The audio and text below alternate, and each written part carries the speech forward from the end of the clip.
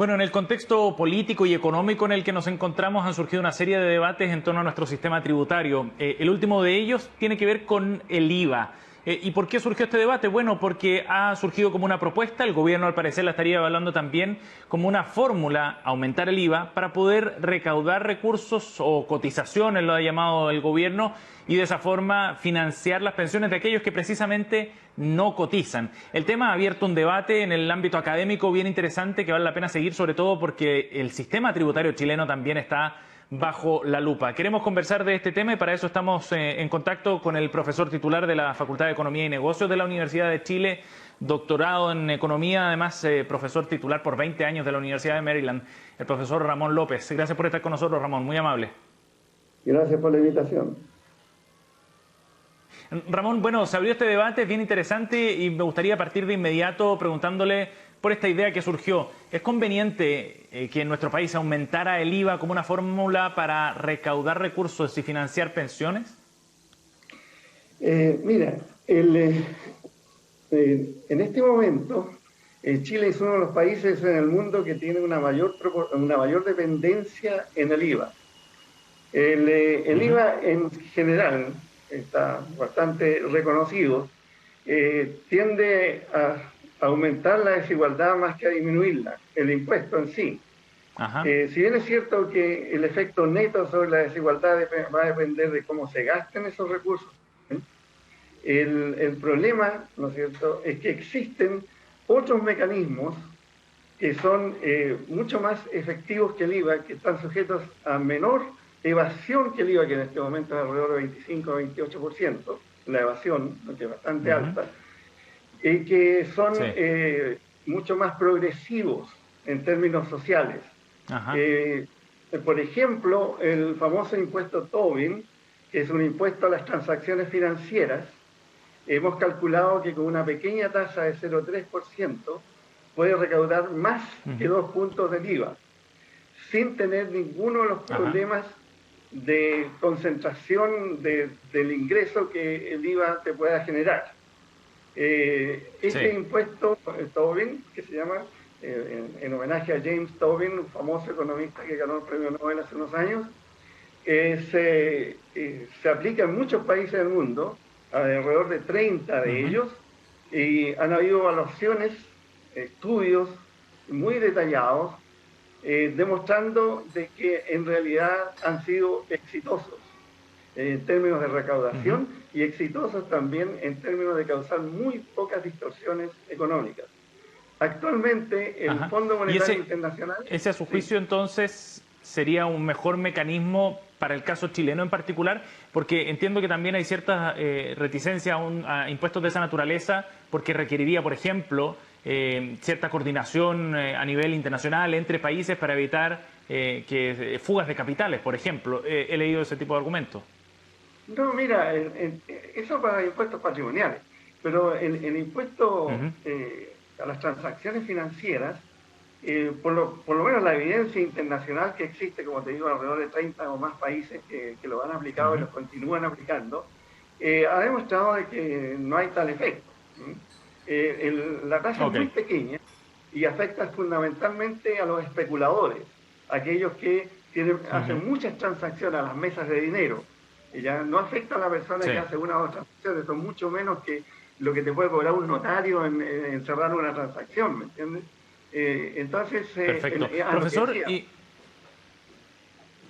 y volviendo al tema del IVA en particular, usted mencionaba que hay bastante evidencia respecto a la regresividad que tiene este impuesto, el impuesto al consumo. Pero daba la impresión de que esa conclusión no era tan categórica y se lo planteo en particular porque hay economistas acá en Chile, como Salvador Valdés, por ejemplo, o Luis Felipe Lagos de Clape José, que han planteado que el IVA sería neutral, que no es necesariamente regresivo.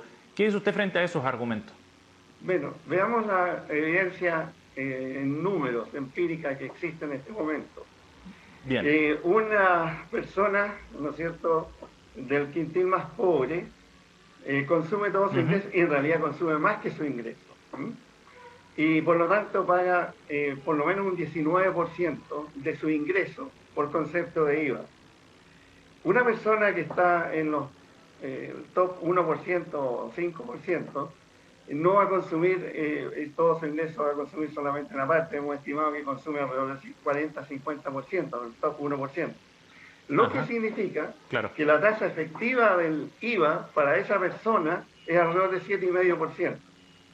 Existe otro problema más. Ujú. Si bien es cierto la recaudación, la mayor parte de la recaudación ocurre, ¿no es cierto? Una parte importante de la recaudación ocurre desde los sectores más ricos, ¿no es cierto? El volumen, ahora estoy hablando Ujú. del volumen absoluto de la recaudación, ¿ya?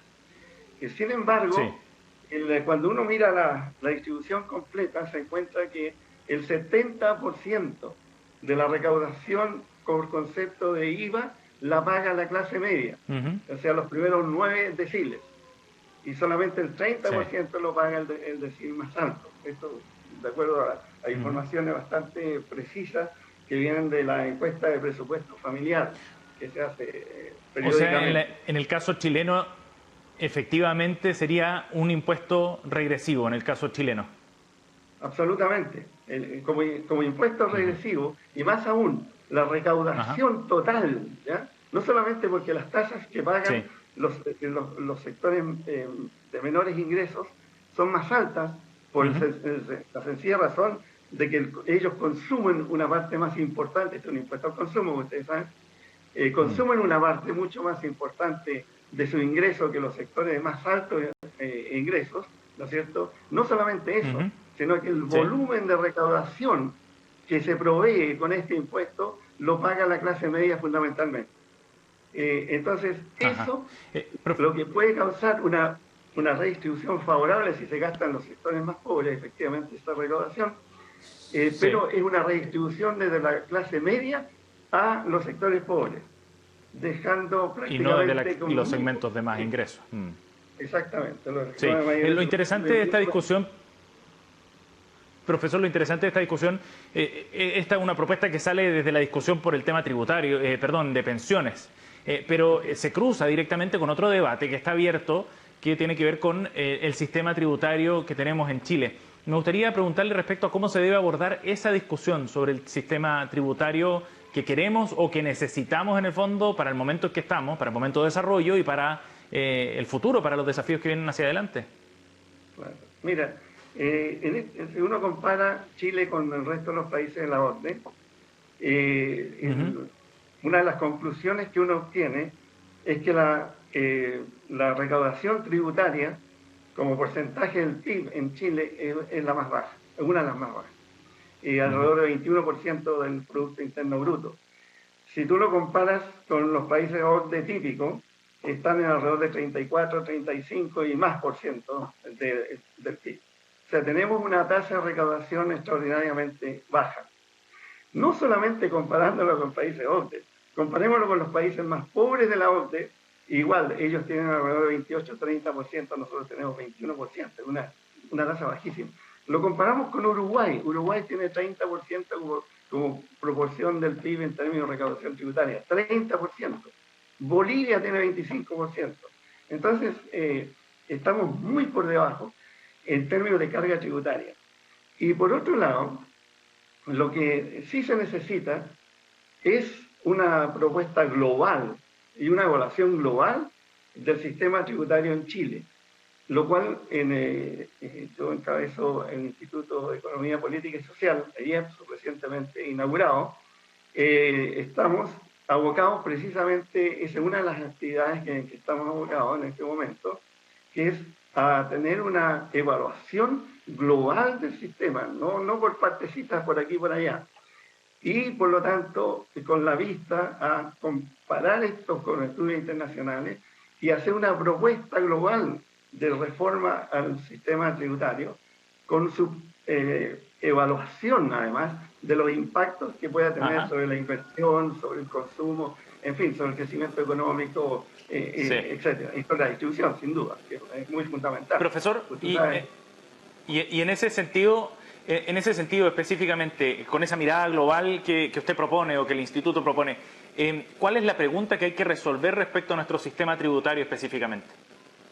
bueno, son varias preguntas. La primera es cuál debe ser el tamaño del Estado en el fondo. ¿Mm? Lo que sí sabemos que con un Estado de 21% del PIB no vamos muy lejos en términos de desarrollo económico, en el momento en que está el país en este momento, ahora, ¿no? Eso lo sabemos. Entonces la primera gran pregunta es cuánto tiene que ser los recursos tributarios de que disponga el Estado, cuál debe ser el tamaño del Estado, ¿no? Uno de los factores fundamentales en determinar eso, por supuesto, es la extrema concentración del ingreso y la riqueza que existe en Chile. Por lo tanto, necesitamos un Estado que sea mucho más efectivo en redistribuir. Por ejemplo, en Chile, de acuerdo a los estudios recientes, se logra alrededor de 2% la reducción del Gini, que es el coeficiente de concentración que más se usa, ¿no?, de ingresos, de 49 a 47%. Hay otros países, la mayor parte de los países europeos, el que menos reduce es alrededor de 12-14% ese Gini. O sea, lo que quiere decir que el Estado chileno, por insuficiencia de recursos o por mal uso de esos recursos muchas veces también, está, ¿no es cierto?, siendo muy débil en corregir la distribución del ingreso de mercado, que es muy desigual en el caso chileno. Y en otros países también lo es, pero sin embargo la acción del Estado resulta en una economía mucho más justa que lo que da simplemente la distribución de mercado. Y así lo han planteado precisamente entidades como Fitch Ratings recientemente o el FMI también respecto a la necesidad de reevaluar esos aspectos. Trabajo que está, por cierto, también en desarrollo. Profesor Ramón López, muchísimas gracias por haber conversado con nosotros en CNN Chile. Muy amable. Gracias por la invitación. Chao. Bien, el Ministerio de Hacienda está trabajando también en esto, lo ha reconocido el propio ministro de Hacienda, quien ha convocado también a un grupo de expertos para tratar estos temas con esa mirada de largo plazo. No será un trabajo breve, tomará varios meses, pero servirá también para sentar bases desde el punto de vista tributario para largo plazo en nuestro país.